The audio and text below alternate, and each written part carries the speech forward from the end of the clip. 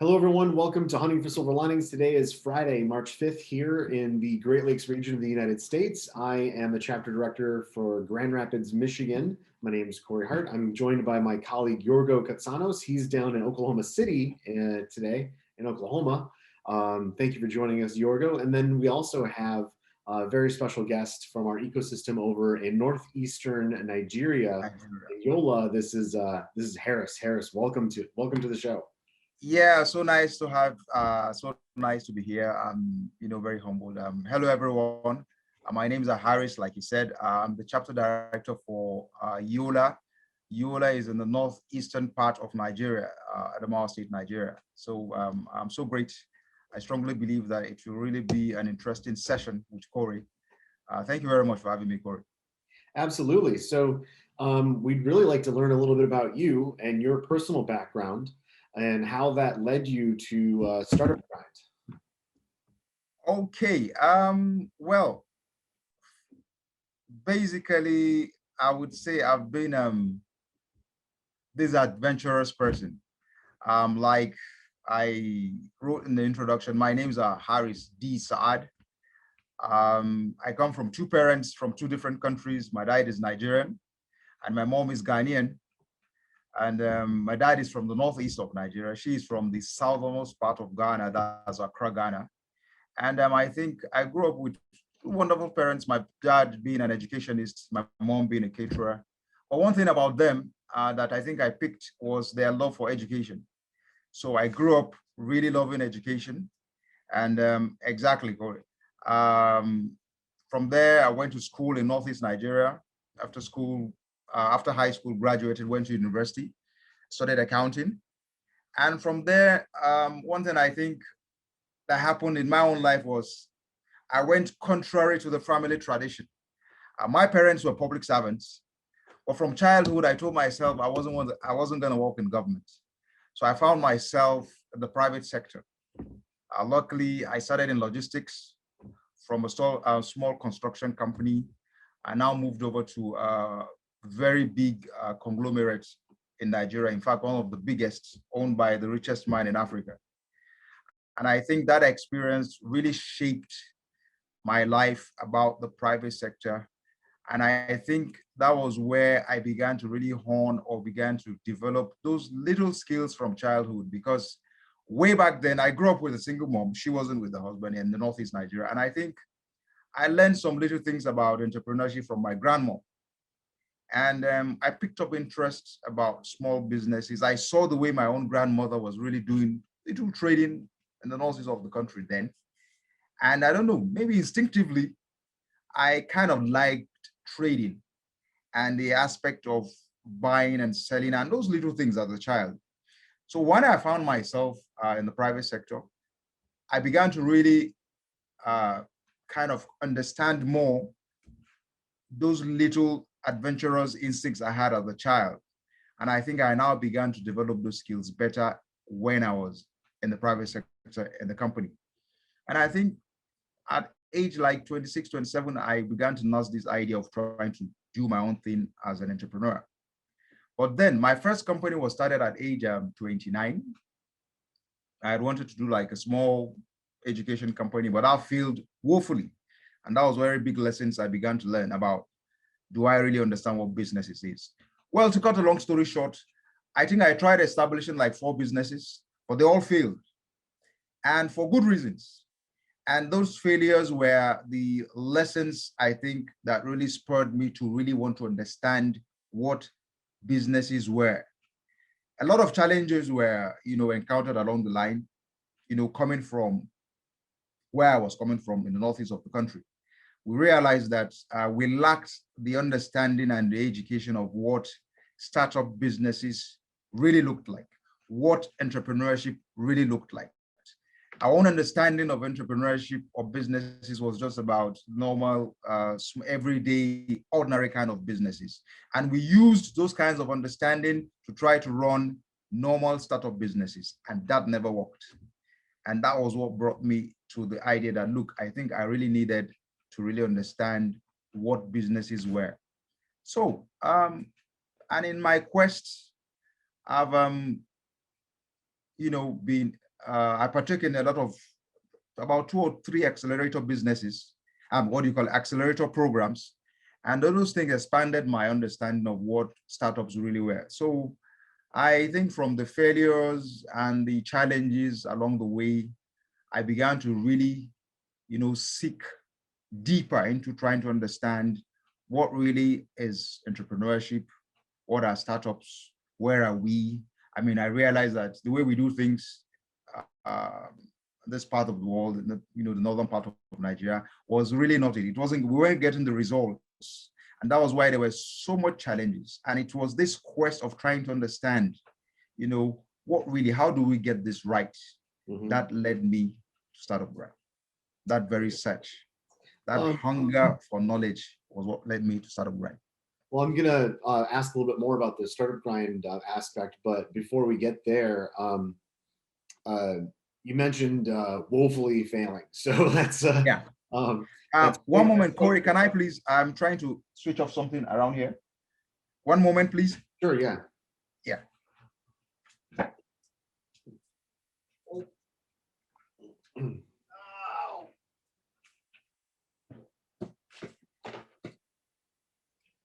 Yep. At any moment, I might need to take off for. Sorry about that, Corey. It's okay. I actually had my coffee maker on. It's quite all right. Yep. So I'm interested to learn about the mindset or the culture that's in the region. So in where I'm at in Michigan, it is not popular to celebrate failure, and is not popular to talk about it and even say I learned and I'm better now. We really do our best a lot of times to hide that, and it does us a disservice. So what is that? What was that experience like for you? For me personally, I think I grew up with this growth mindset. Very few of us, but I come from parents who are, first of all, educationists, and love for education. I love learning. I love to really educate myself. I have this lifelong learning mindset, and that is me. But there are very few of our type. But generally within the society, I mean, the northeast of Nigeria is basically a public service kind of society. But right now, like for the past 10 years, it's now very clear that people have to really begin to embrace entrepreneurship. Now, when you have that shift, it clearly means knowing fully well that entrepreneurship, it's about risk taking, and then, a lot of uncertainties. So, I mean, with risk taking comes in failures and other things. But then prior to that, failure was like a kind of, how would I put it? It was an abomination to talk about failure generally in societies. People, feared failure. They kind of, they looked at it as something not there. So that was what really made sure that everybody was like, go to school, get good grades, and then get a public service job, not really trying to take up entrepreneurship. But right now, that mindset is shifting gradually. So what we are seeing within the ecosystem right now is we have lots of young ones trying to really, really take up the journey of uncertainty, the journey of risk, knowing fully well that they could fail along the line, but embracing it positively. We see these with young ones right now trying to take those kind of things. Yeah, it's interesting to see those trends, and youth across the planet think about things a little bit differently. And the pandemic has really accelerated this trend, maybe absolutely by generations. Like I know that I have colleagues whose grandparents, like, they were not into digital like at all, but now they love it. Exactly. Would not have happened. We talked to Exactly. chapter directors in regions where digital banking or paying by the phone was just no, I don't want anything to do with it. But now it's the preferred and only way, and everyone loves it. Absolutely. And so that's the energy. Absolutely. Yeah. So could you tell us a little bit about, like, I know education is a very large industry in your area. Yeah. Besides that, what other industries are popular in the northeastern part of Nigeria where you're at?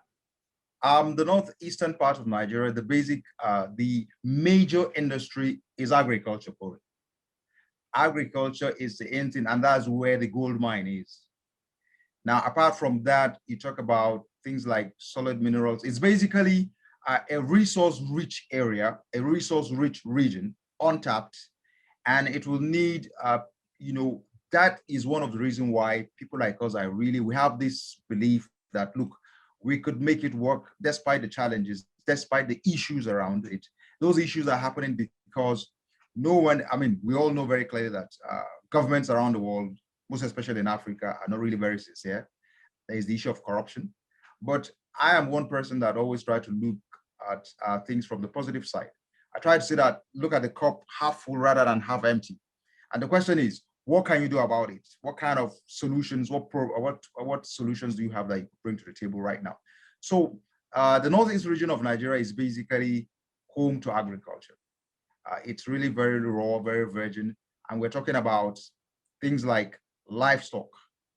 I mean, if we talk about, say, is it Norway or Holland, in terms of a dairy industry, you could have 10 times that in the northeast of Nigeria, made up of 6 states, with a population of close to about 20 million right now.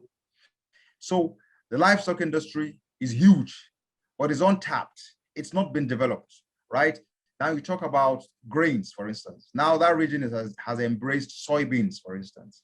And the soybean, once you begin to look at this industry in terms of its value chain, the livestock industry has close to about 6 or 7 value chain, different sub-industries within it.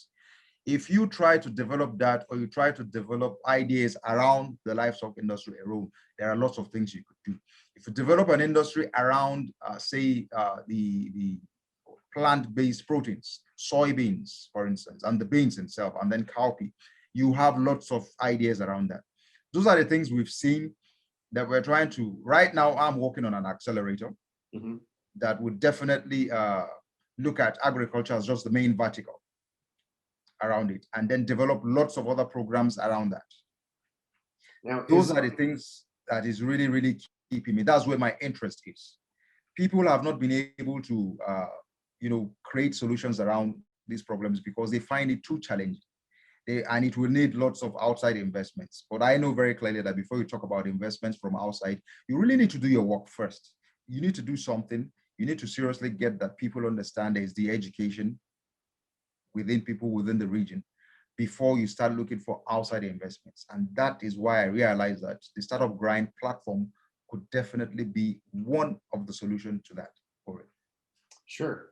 So we talked a little bit about infrastructure for entrepreneurism right there. What else kind of exists? Is there some government support for entrepreneurs? Does the university systems, do they have some value for entrepreneurs? Are they preparing entrepreneurs? Do you understand what I'm asking? Absolutely, I do understand what you're asking. That's a very good question, Corey.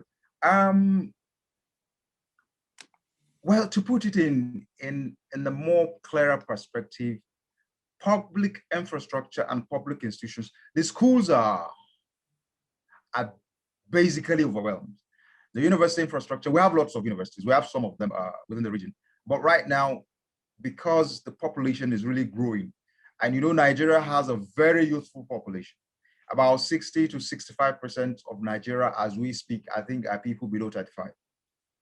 And that is really becoming a challenge to public infrastructure, because getting to establish more universities, research-based universities, who will kind of bring on board programs that are in tune with where the world is right now, develop curricula and curriculum that will really embrace what is really going on right now, is really very challenging. And that's why outside solutions like accelerator programs, incubator programs solve, they serve this youthful population better than the traditional way of teaching or learning. Unfortunately, you find that governments are still relying on the very traditional methods of university education, of tertiary education, and it's not solving the problem at all.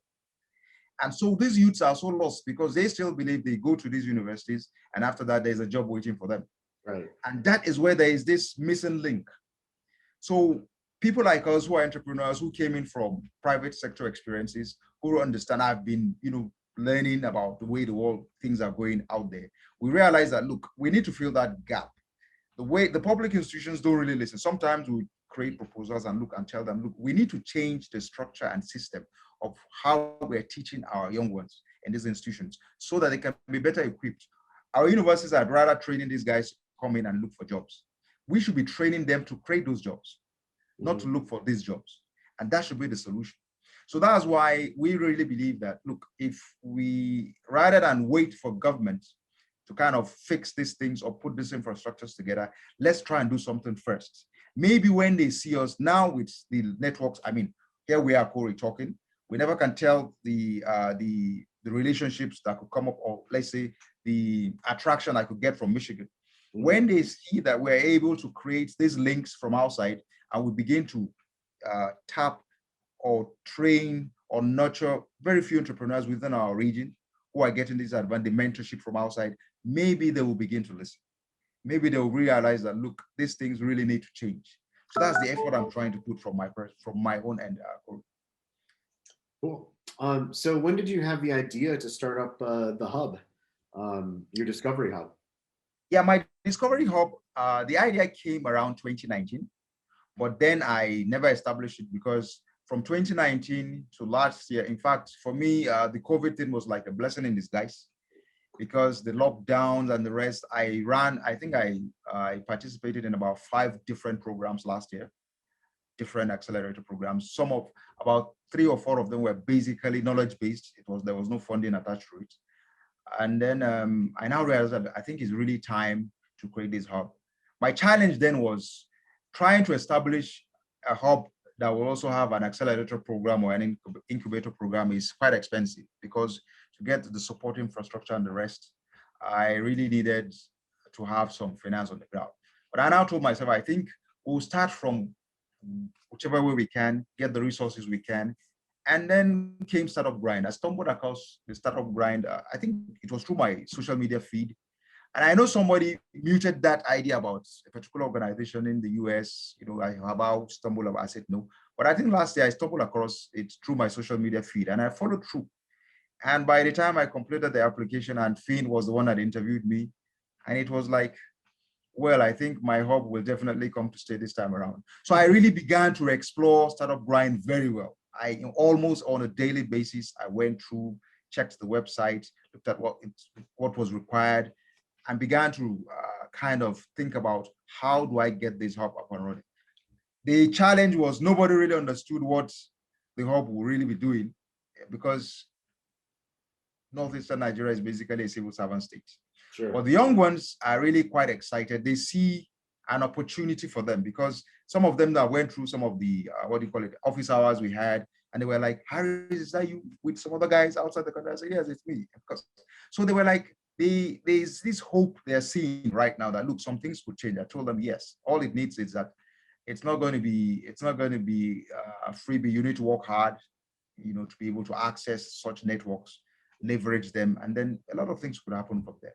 So the idea about the hub fully started from like around October last year, 2020. Mm-hmm. And so it sounds like that's a really good like marriage between the two, right? Startup Grind. Absolutely. For now, we really are going to really leverage the platform. We want to leverage Startup Grind really well because with the events and a lot of things that we'll be doing, the one very funny thing is that around this region, we'll do some fireside chats, but I know very clearly that what will work for us here will be more of the workshops because people prefer to come in and learn and see what can they really get, how can they leverage the opportunities we have. And that's why we're trying to use the hub. Members we have around the hub will really learn from networks we have in Startup Grind. And that's what we're really trying to do for it. And so, can Can you tell me a little bit about like how that's been for these early entrepreneurs? Like, what has been like? Are they like is there some innovation? Are you seeing some early traction? Yeah, with the hub right now, we are focused first on pre-incubator or pre-acceleration programs. Mhm. For the first 6 to 12 months, the goal here is lots of education. We really want them to understand, because the bulk of the entrepreneurs we have are really unorganized.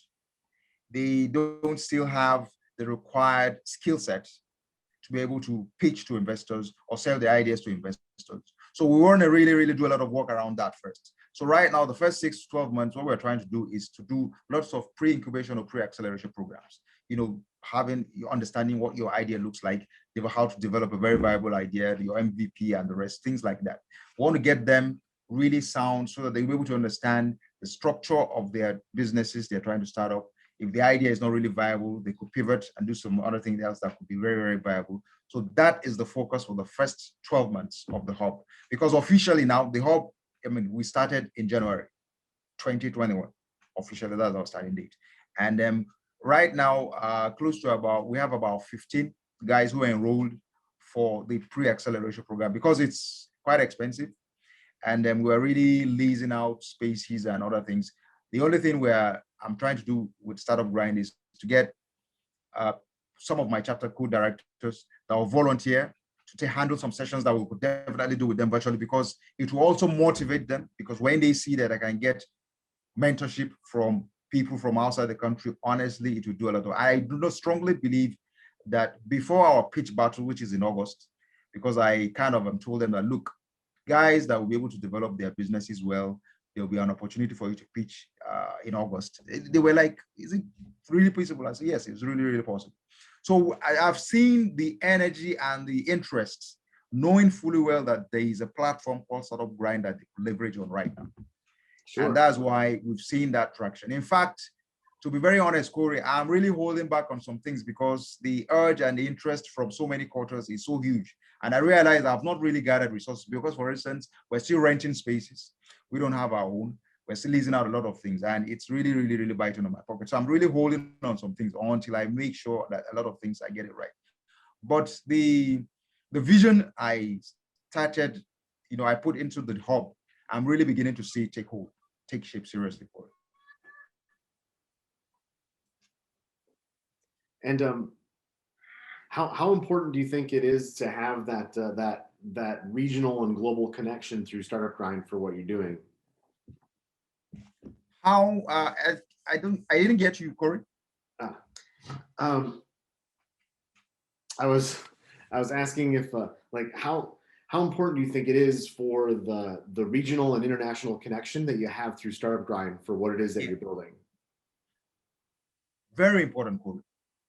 Very important, because with globalization now, one of the things lacking in the region is investments from outside. The whole of the northern, in fact, the northern region is made up of like 19 states, and except for 1 or 2 of those states who are really trying in terms of, because they have someone in charge of those states who have global exposure.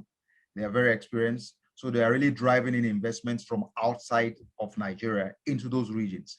Apart from those few states, the whole of these other regions hardly bring in investments. They focus solely on trying to get things from within to develop the ecosystem, and it is not helping.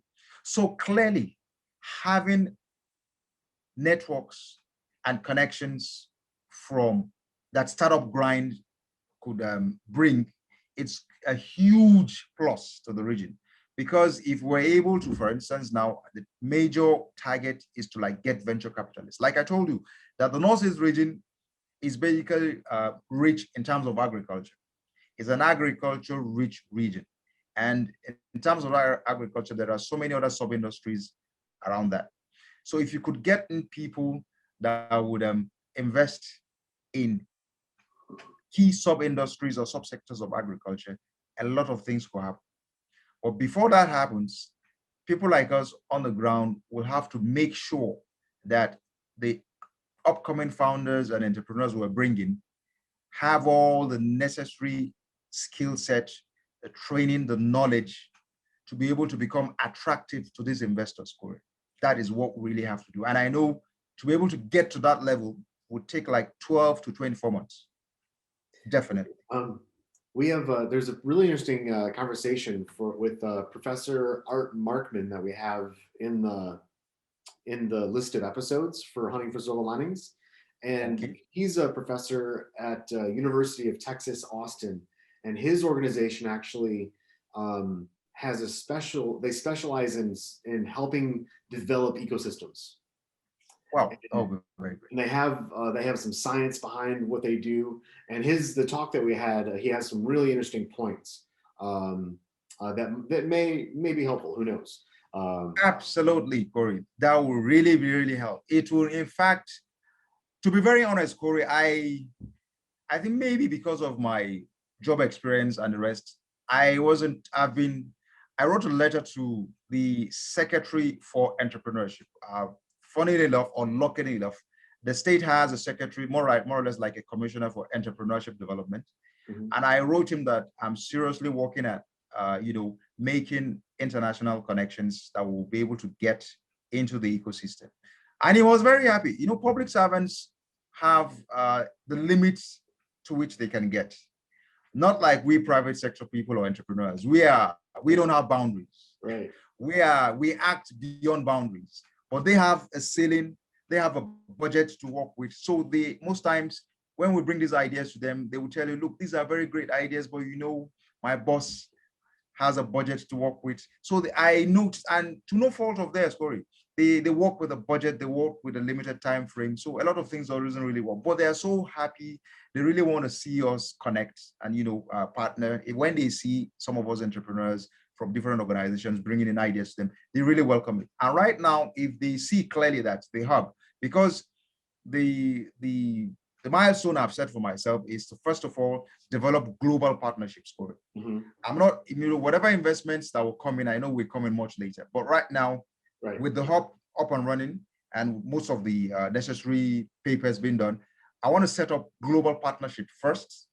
And now with virtual everything, it's quite easy to get anybody to really assist you or help you. They could definitely, donate their time or whatever, or expertise. So once we get those global partnerships, thank God we have Startup Grind right now. We know very clearly that it will spur up interest. It will spur up a lot of inquiries. People will begin to inquire that, look, what do we do? What do you need? I know it will definitely drive those things. For me, Corey, and that's why I connected with this very series. I know very well that it will go a long way to do a lot of things for us. Seriously, honestly, it will go a long way to do so many things. And the agriculture industry, most especially the livestock industry, Corey, I want us to do some magic to that. I also can think of we have a chapter director over in Monterey. His name's Pablo. He's done a lot of really good work, like working with the state, with the governments, and helping to coordinate efforts. When it comes time, I know that he is so overwhelmingly giving of his time and opinions. So, wow. So that would be great. Pablo as well. Yeah, that would be very great. I think that would be very, very great. Right now, I'm packaging. There's a brochure, a complete brochure of what the hub will look like. It's been designed, and once it's done, I'll definitely have to email them to partners I really want us to work with, starting with you, Corey, definitely, and your partners. Oh, Katsanos is back. Welcome back, sir.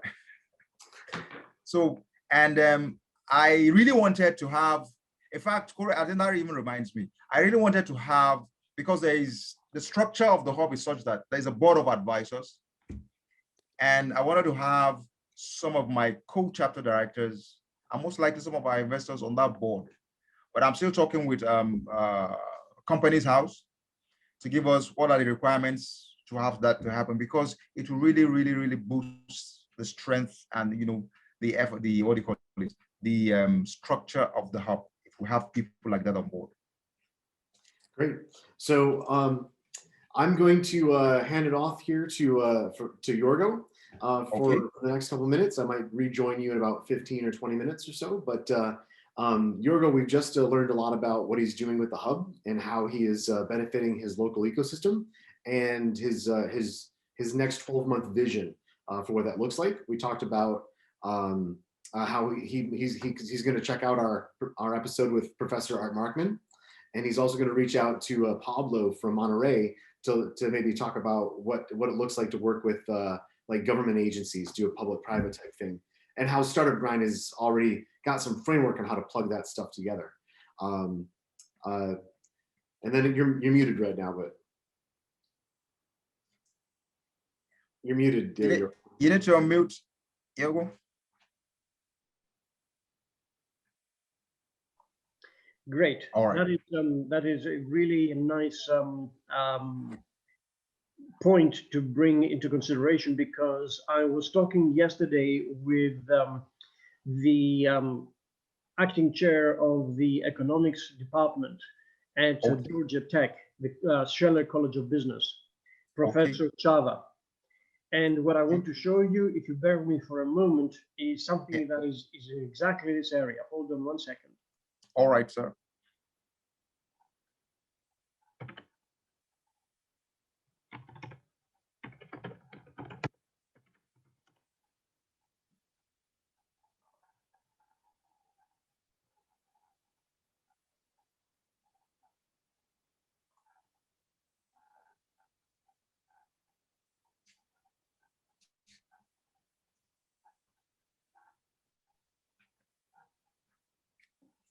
While I'm doing this for a moment,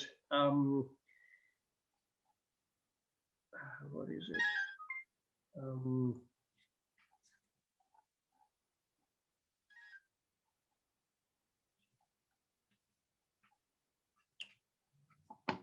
Haaris, excuse me for 1 second, because I'm looking for specifically.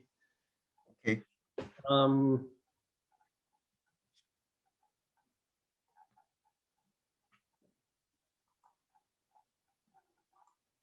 Here we are.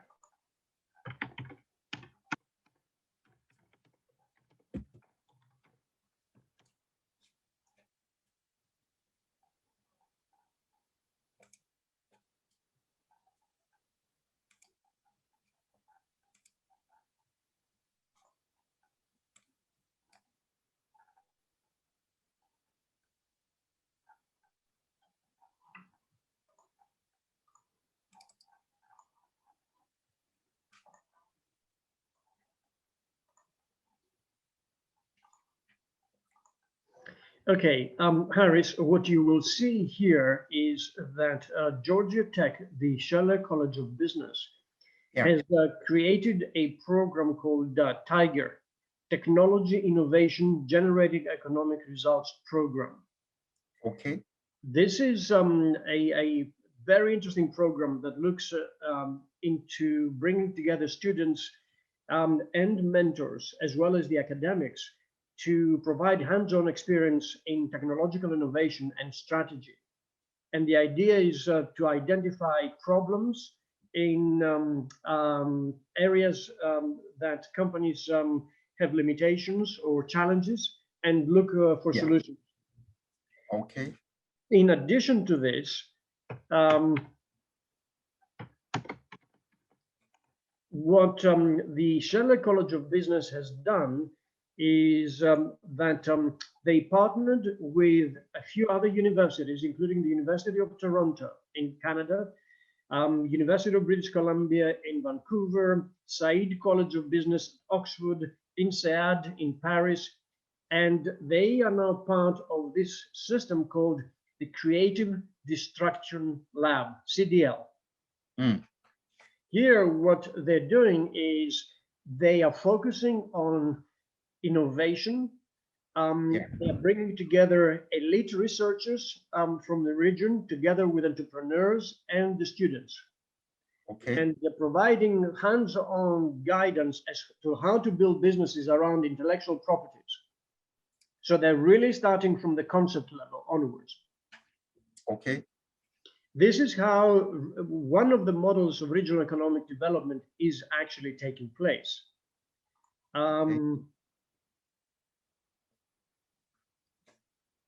Now, if you allow me for a moment, I also want to look into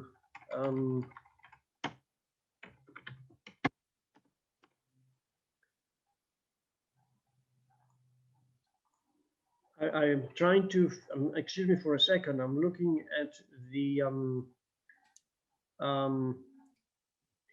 program, and I'll send these over to you by email so you can actually keep them. All right. That would be great. That would be great. Yep. I mean, it's just, give me one moment.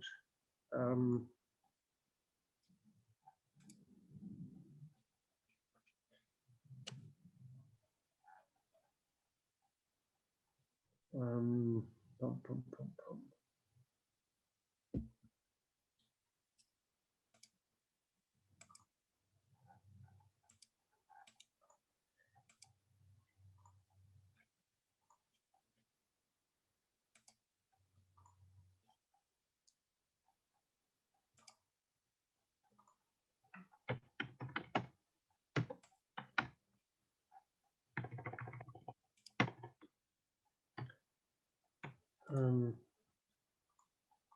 For some reason, the system doesn't allow me to do that.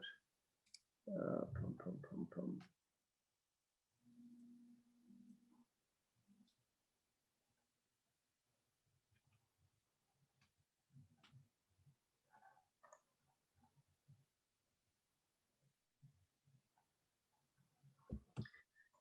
I'm sorry it's taking such a long time, but I will find it, because one of the things we were talking yesterday with the professor was precisely this idea of sustainability. Yeah.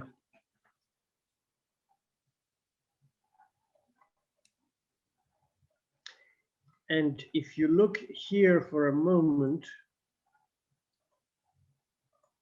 you will see that the Sierra College of Business has created a center for sustainable business.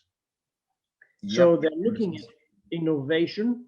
Yeah. They're looking at disruptive growth, and they're looking at sustainable development. Okay. So they're approaching regional development almost like the coral is being built as a place where all the fish are going to eat, because the coral is interesting. The ecosystem there is interesting. Yeah. So you have these kinds of concepts of original economic development where you create nodes of attraction. Exactly. You need to make it interesting for people to do two things. Yes. One is to get involved in discussions and ideas, and second, to commit capital.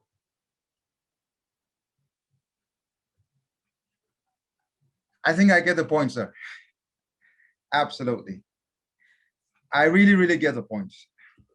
So from our side, you can use all this expertise that we have developed over the years.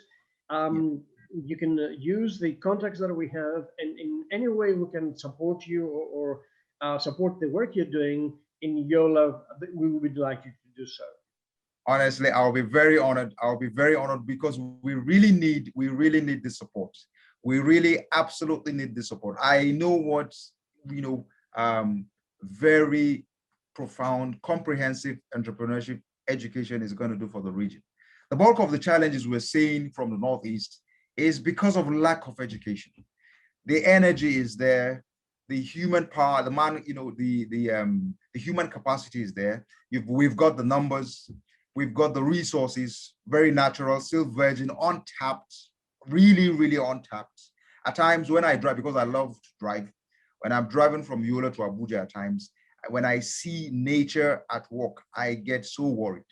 And that is why I'm permanently based in Abuja. But for the past 3-4 years, the bulk of my activities has been in the northeast of Nigeria, because I really believe we could do a lot of things.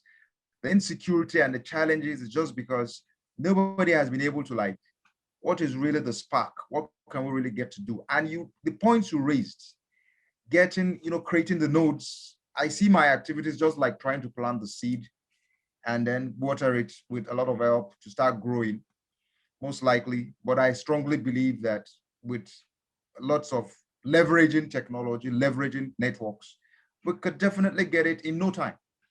Hart, let me ask you a couple of questions, please. Is Northeast Nigeria the area where Boko Haram has been active? Yes, absolutely. No doubt about that. So, But so the the, point I was going to make is that historically we know that areas of low economic development they yes, tend to be susceptible to manipulation. exactly, exactly, sir. Once, Exactly. once you start providing economic development, poverty, which is essentially a mental condition, is not an economic condition. Exactly. Poverty is a mental predicament, begins Exactly. to disappear. Exactly. Exactly. And once you have, as you do have in Nigeria, strong family links, strong faith, then economic development galvanizes everything together and creates more stable, growing environments. Exactly. Exactly. That So, is absolutely true. so I would assume that once you start educating your teams, and the best thing to do is to create small teams that they can then go out and explain, innovate, and educate. Because on the one hand, you may have Wi-Fi, you may have internet access, and so on and so forth, but it is very different when you have this immediate proximity, when you can actually speak to people in person. In person. Exactly. Exactly. Exactly. That is why I could remember when Madeline, one of our community managers, told me, that when we're trying to launch the chapter, that why don't we do things virtually? And I really made her understand that we are not going to get the impact we want to have or create within that ecosystem.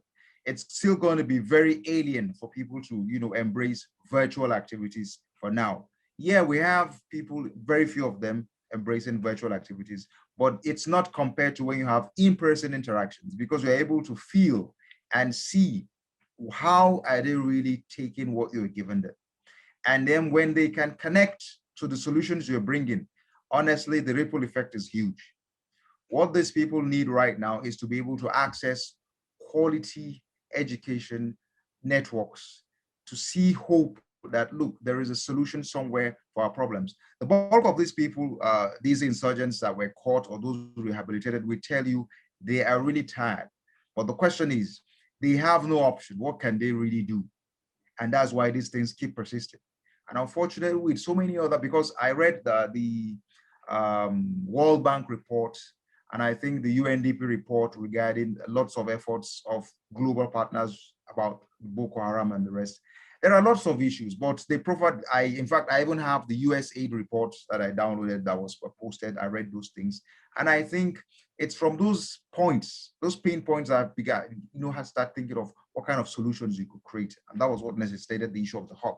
So honestly, Yorgos, I think we will need all the connections, all the knowledge base we could get, and it will go a long way to do a lot of work for us. Honestly, it will go a long way to do a lot of help. Very good. You will see on your screen that I have Yes. copied you a paper that was delivered in 2014 by a number of professors from the Rotman School of Management, the University of Toronto, Boston University, the Institute of Management and Innovation at the University of Toronto, and the Charlotte College of Business at Georgia Tech, including CEPR, the Center for Economic Research. You will see that where in areas where you have laboratories and you have small companies, you're beginning to see tremendous amount of growth. This is something that you should be looking at. This is some of the latest regional research that may be relevant to what you're doing. And now that we know what your interests are, Corey and I will try to give you more access to resources and information so you can actually start preparing yourself. Because I think it's going to be very, very interesting what you're doing. Very interesting. Thank you very much, Hugo. Thank you very much, Hugo. Honestly, I am so humble. I'm so happy to have this conversation today, because really I was finding myself alone. But I knew very clearly that with Startup Grind and with the global conference, I made lots of friends. A lot of people reached out to me, sent in their emails, told me, what do we need? How can they really connect? They've been Googling Yola, trying to find out where they now ask the challenges. I say, yes, But for somebody to try to want to do something different, try to spur up an ecosystem, they know very clearly that it shows there is something, quite interesting that has not been unearthed from that region, and they really want to be part of it. And so I think, honestly, before the year runs out, I really promise that we'll get people smiling. Honestly, we'll get people smiling. Definitely. We want to do that. We want to do that. Good. These resources are really very rich. Good. One more thing. Again, the University of Texas at Austin and Professor Markman have done a tremendous work in regional development. What they have been doing is they have been going into small towns, small cities, where there has been economic dislocation, and they analyze the factors and they create the opportunities for rejuvenation. Yeah. And remember, at the center of all this process is the human element. Yes. Once you're able to provide for a sustainable growth path, then all stakeholders will participate. Exactly.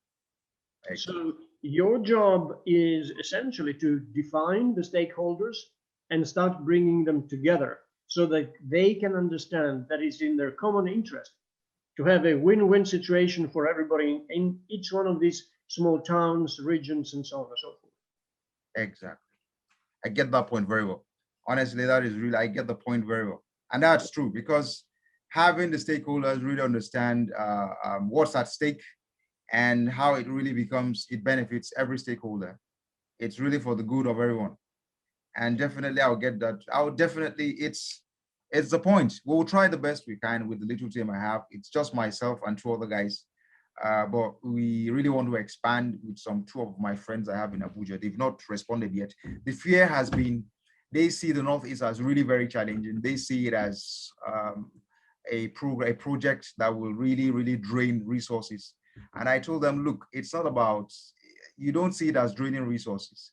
It's just like the Middle East. If there's an inspiration I think I always have, it's the Middle East, the Lebanon, the Israel, and the rest. But right now, the Middle East region is one region that is really growing tremendously, coming out of all the problems they had 10, 15, 20 years past.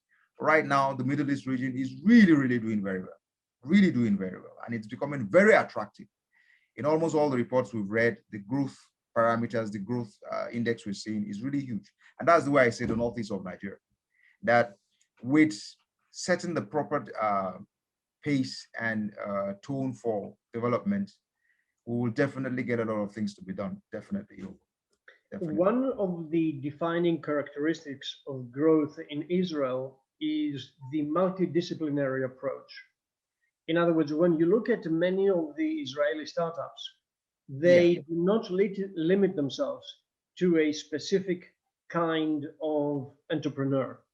They bring together diverse resources from psychology, biology, neural brain development, economics, finance, psychology. It goes on and on and on and on. I think the opportunity that you have as being a member of the Startup Grind community is to really define the people that you want to be with you from your community. Okay. And once you do this, we will be able to give you access to all the information that you may need, and even more so. Okay. Because it is in our interest to have successful entrepreneurs everywhere. Exactly. I think I get that point clearly, sir. Okay. So tell me something. How did COVID influence your work? Well, for me, I think it did it positively. From last year, from the lockdown, in fact, I had to shut down my small business. I do lots of agri-businesses. I do high value crops. And the target then was to export some few vegetables out of the country. But while I was trying to develop the little greenhouse I got and other things, then COVID struck. So when COVID struck, everything, the policies and the protocols that were put in place, we had to shut down our businesses. So, but rather than, complain about the issues, I took the time to begin to really relearn a lot of things. So I utilized, in fact, I think I put in almost 21 hours every day, researching, studying, looking at opportunities, and following the trend globally. So while a lot of people, there were issues in some quarters, for me personally, I utilized the time very well, and it paid off handsomely, because that was how I was able to find out about Startup Grind, about so many other organizations worldwide. And from there, I began to build in on capacity and began to plan what should I really do after COVID. So for me, I think it impacted because it slowed down businesses. No funding, no monies were coming in. We had to really begin to apply for bailouts and the rest. But on the other side, it opened up a lot of doors. I mean, here we are, Yorgos, we're having this conversation today. It was as a result of this very challenge. So it was positive for me, honestly. It was positive. Where do you see things moving in 2021? I mean, we're now in the third month of the year. How do you see the next, let's say, 2 quarters till the end of the year? What is your perception about it? Where we go from here? For me, from my own perspective and what we're doing, I see lots of positives to coming out of it. I'm very positive that despite whatever challenges that might be happening, as far as I'm concerned, it's a new normal. A lot of things have changed. The world as we know it can never be the same again. And those who really embrace that very fact will continue to reap a lot of things about it. The only challenge is you still have people who are finding it difficult to understand that things have really moved beyond what they're thinking. But a lot of other people really want to learn. They really want, for instance, now with the issue of virtual everything, people want to really be up and doing with their tech skills. They're trying to seriously or relearn a lot of things. So it's going to be a bit challenging for brick and mortar kind of activities, but for activities or projects that have really embraced tech and a lot of things into their systems, it's going to be very positive. So I see it really being very positive. From the perspective of the hub, for instance, we really want to get to see that we have some entrepreneurs we could present during the pitch battle. In fact, that's the first goal I have, to see those people who could present for our pitch battle and see what's their skills like. I want to look at that, and from there, when they see themselves getting support from outside, honestly, that's the spark we need. That's really the spark we need. It's that just support. Once these guys see that there is a lot of support they can get all around the globe through Startup Grind and through other venture capitalists, honestly, that is the goal. It will really create a huge buzz. And with what has been presented to me today, Yorgo, I know very clearly that it's a big one for us. 2021 is a big one. Remember, every journey starts with the first step. So that's the first thing. The second thing is, tell me a little bit more about the regional focus. What are the sectors that you have in your community around Abuja and also Yola? Abuja, it's the nation's capital. Yep. It's purely a public service society, but you only have lots of support services around it. The startups you have around Abuja are people into things like fintech, health tech, then maybe food tech, because it's a very agile community. People basically are always on the move, going to work, coming back from work. So startups around the Federal Capital Territory are businesses and ideas around those kinds of daily life challenges. But within the Northeast region, from Yola and then cities around Yola, Gombe, maybe up to those areas, is purely agriculture based. But the interesting thing is, because right now a lot of technology is being put into agriculture, you find that the value chain is very huge. It's very large, because when you bring in agri-tech, things like drone technologies, for instance, things like the issue of soil, what do you call it? So many support services needed around the agriculture industry is huge. Then you talk of crops, for instance, and all the technologies required around cropping. it's still huge. But the beauty of the region is that it's untapped. It's still very virgin. Things are still at a very, very subsistence level because nobody wants to take that first step. I told myself, my mentor used to tell me when I was in the company, look, you see, your Northeast region is very rich, Haaris. You sit down and think, you will come up with a lot of ideas. And that was what made me stay back. I've been in the Northeast region, fully involved with the Northeast for the past 4 or 5 years. And I began to see what he said, that look, there are lots of things you could do. It's just to take that first step, get very good networks, and a lot of things will happen.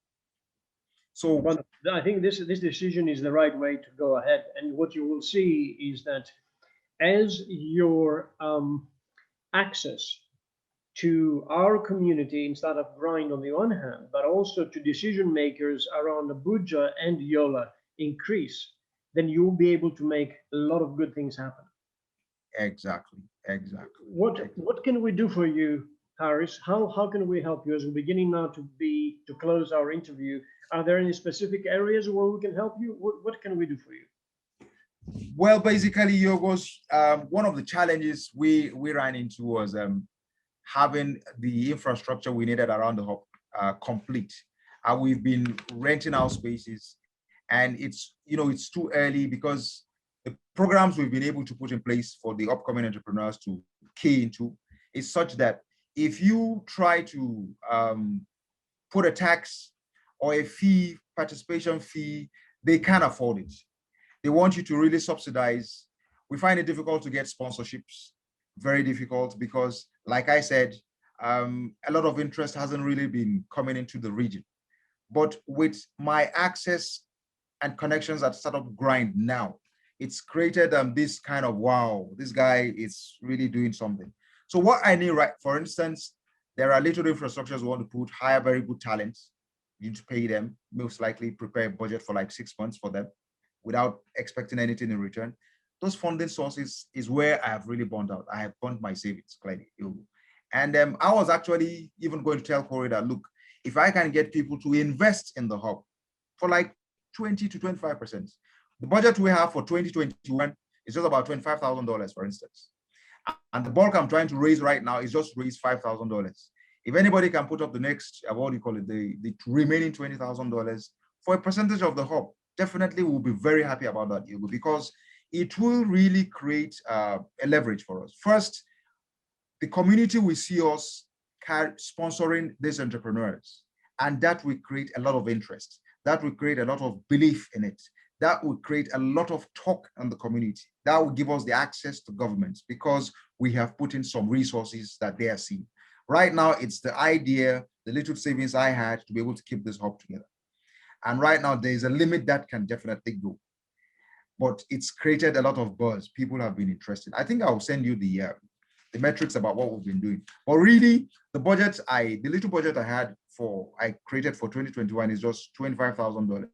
I've already applied to, there's an accelerator program, the Tonu Elumelu Entrepreneurship Program, which is one of Africa's largest accelerator programs.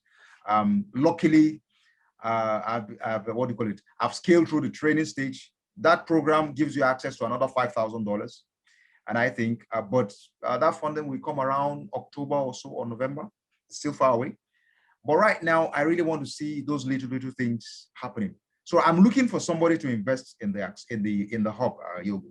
I'm looking for somebody to invest for like 20%, 15, 20%. I wouldn't mind, because it's something there are lots of opportunities in it. There are lots of things that will definitely come out of it, Yorgo. The hub is just the beginning. I'm sure, absolutely. I mean, we have seen that in the work that we do. It is difficult at times, like in COVID, for instance, last year, to raise any money. So you have to rely on people who put their own time without asking for any money or any salaries. We have used, we have employed students who learn from us. They learn the skills. And I was going to ask you, does the university in Yola, could that provide you with any resources, any of the students who want to learn and work with you? That is a challenge in the Northeast. In fact, if we could get volunteers to do that, volunteering is one very huge challenge around here. And the reason being that people are seriously going through some huge challenges. it's going to be very difficult for somebody to volunteer time when he's finding it difficult to get himself to the point where he's going to deliver the service. Most likely he's finding it difficult to access some very simple services. It's very challenging. I've realized that sometimes you need to really rely on donations, but donations only come when you've been able to establish some kinds of traction with what you're doing, and the donations will definitely come. For instance, in the hub, we know we attract donations, but they want to see us what's the strength of the networks we have. For instance, I really want to make sure that the networks I've been able to generate is documented. I've seen them, I've been able to get all the support. And then next is to have some very few entrepreneurs. The target was to have 20. Already I have 15 that have integrated interest. They're already coming in. Some of them will be on our fireside chats, on our events. They really, because they've realized, because when they saw the things I'm doing, they knew very clearly that they haven't really started, but they really want to do something. One of them is creating an ed tech solution. The other one is creating a fashion solution and things like that. So, but I have to be the one to sponsor whatever it is they want to do. So I know once we are able to get to that level, we'll be able to attract some donor funding and most likely have some other, investor funding. So, but our volunteers, it's very challenging getting them to come on board. The universities, everybody tells you that, look, the COVID thing has impacted them one way or the other. It's not very easy to get people out. But I know much later, when they begin to see the change, the buzz within the community about the hub and what is really happening, a lot of people will willingly want to volunteer because they want to be part of that kind of ecosystem. They will definitely do that. They will definitely do that. Good. Well, thank you. Thank you very much for your time. Thank you for making us Thanks a lot, aware of your efforts in Yeah. Yola, in Northeast Nigeria. And Absolutely. we will be in touch and we will follow up with more conversations, and we will certainly try to help you. All right, Yorgo, it's my pleasure. I'm so happy to be part of this program. Honestly, it's been it's been a fulfilling experience. It's been really uplifting. It's been very educating, and I think my LinkedIn and other profiles have been on. I think I sent them to Yorgo to Corey. Yes. And I think yours is also on the in the mail. So I will definitely link you up with a lot of things. And you said you're going to send these resources to my email, sir? Absolutely, yes. I will send you a lot of links and articles and papers so you can actually have them in your system. All right, sir. That'll be very nice. Thanks a lot, sir. Thank you for staying up so late. Have a very good All right, no problem. It's my power hour, so I'm so used to it, honestly.